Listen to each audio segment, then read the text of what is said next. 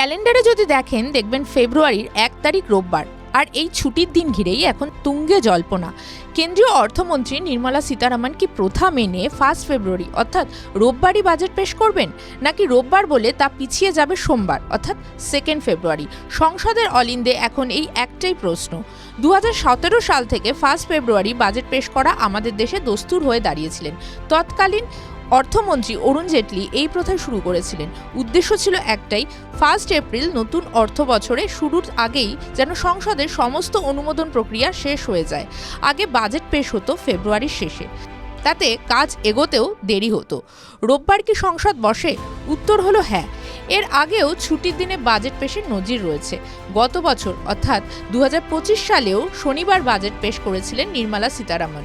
তার আগেও 2015 এবং 2016 সালে অরুণ জেটলিও শনি ও রোববার বাজেট পেশ করার পথে হেঁটেছিলেন।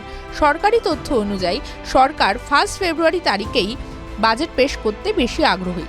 তবে সংসদ বিষয়ক মন্ত্রী কিরেন রিজিজু অবশ্য এ বিষয়ে ধোঁয়াশা বজায় রেখেছেন। তিনি সাফ জানিয়েছেন, cabinet committee of parliamentary affairs সঠিক সময় এ বিষয়ে চূড়ান্ত সিদ্ধান্ত জানিয়ে দেবে। যদি 1 ফেব্রুয়ারি বাজেট হয় তবে এটি হবে নির্মলা সীতারামনের টানা 8ম বাজেট। মোরারজি দেশাইয়ের রেকর্ডের দিকে আরও এক ধাপ এগিয়ে যাবেন তিনি।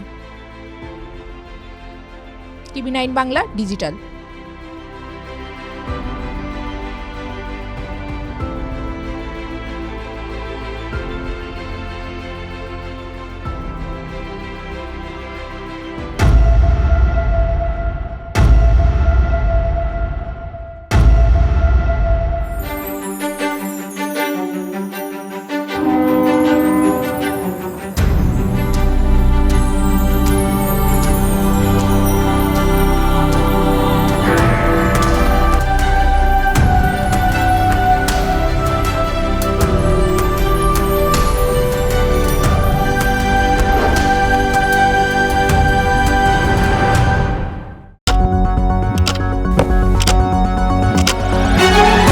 রাজনীতি শুধুই কি রাজার নীতি?